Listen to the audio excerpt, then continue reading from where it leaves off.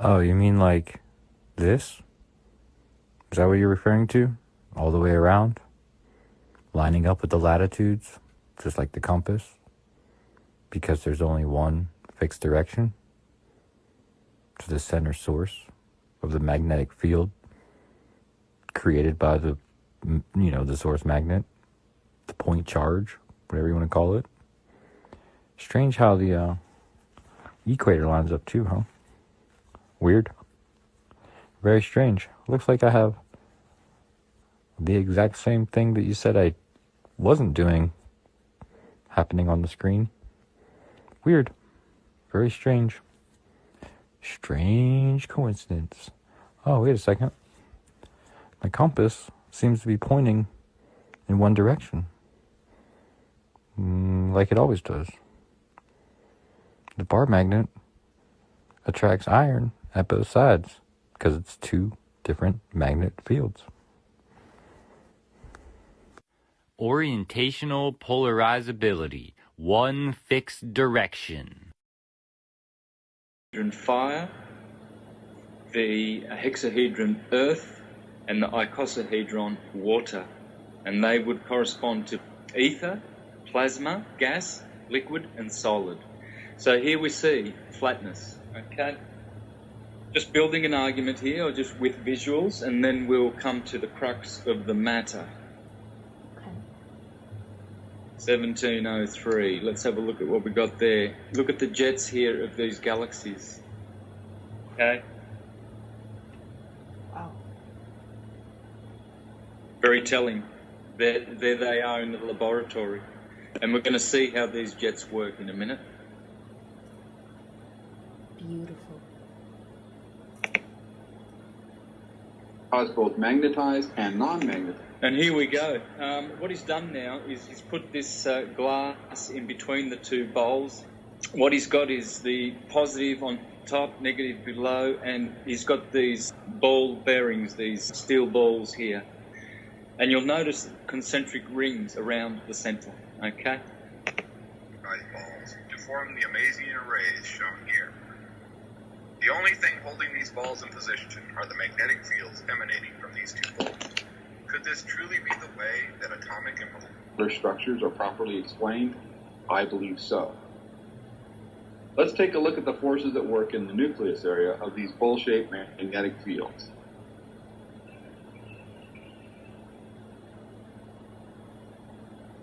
Shown here are ordinary non-magnetized 5mm steel balls. These bowl-shaped magnetic fields induce a magnetic field into each steel ball, which causes them to repel each other while at the same time keeping the balls structured together. So this mysterious force not only causes the steel balls to become packed tightly together, but it also keeps them apart.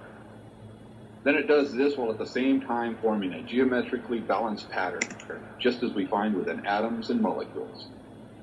Notice the vibration in all of the steel balls as each new ball is added to the nucleus area.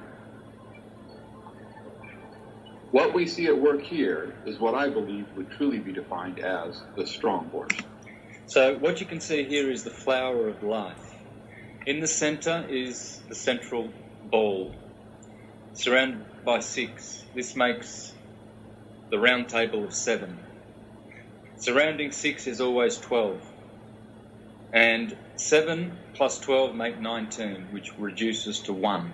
This is the 1. This is the pattern of all forms, like this. So the flower of life, the seed of life, the tree of life, all of the fruit of life, these are all these electromagnetic energies, shapes.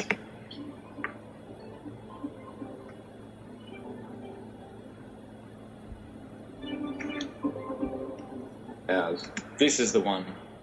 Okay. The strong force.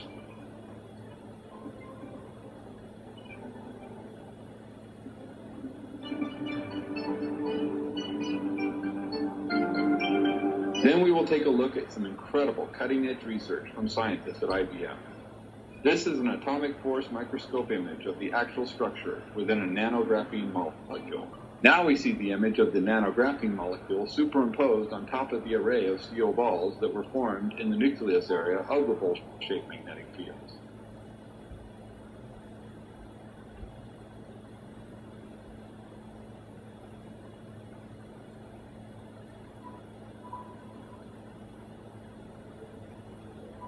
The steel balls are supported by a sheet of clear acrylic, which does not come in contact with the magnetic poles at all. Therefore, it is only the magnetic fields of the red and blue balls which are responsible for the shape of the patterns we observe here.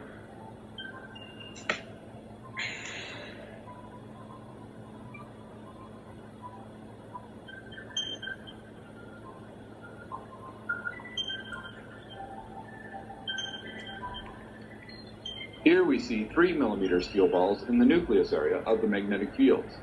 Notice how they can trade positions with the other balls in the array, but the basic geometric pattern is always maintained.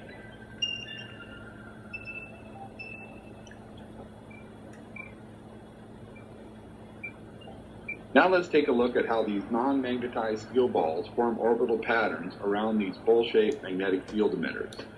Again, notice how even in the orbital area, these magnetic fields cause the steel balls to be packed tightly together, and yet at the same time they repel each other.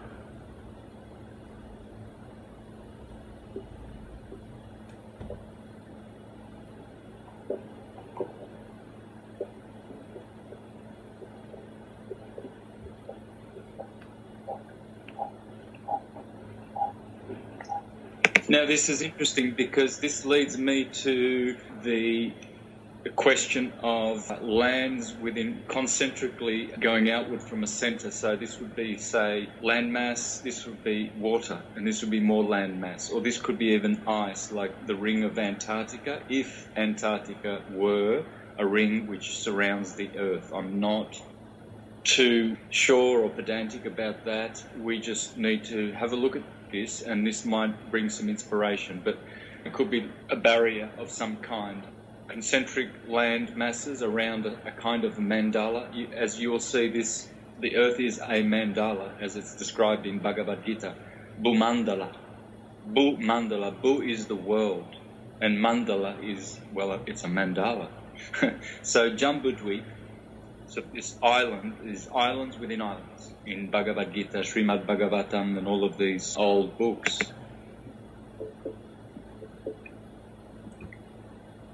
Even 25 millimeter non-magnetized steel balls follow these same rules.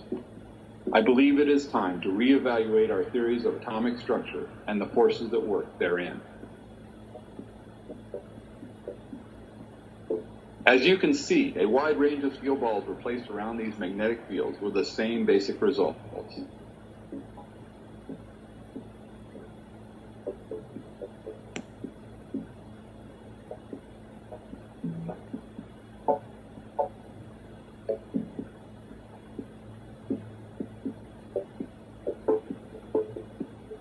Here we see 5 millimeter non-magnetized steel balls forming a complex array of orbitals around the nucleus.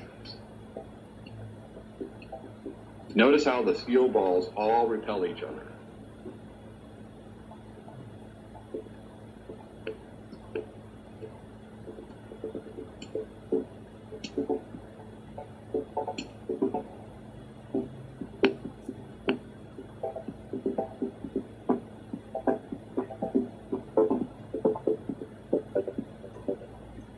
The red and blue balls are identical in construction and magnetic strength. The only difference is the magnetic polarity of the balls. The red balls are north magnetic polarity, and the blue balls are south magnetic polarity.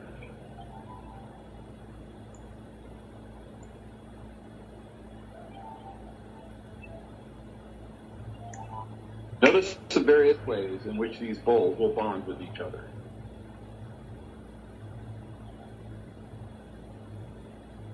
Here we see how the large and small balls interact with each other magnetically. Notice how the small blue ball is forced to flip over and then floats within the large red ball. The small red ball responds quite differently, as you can clearly see. Then we find the same rules in effect within the large blue ball.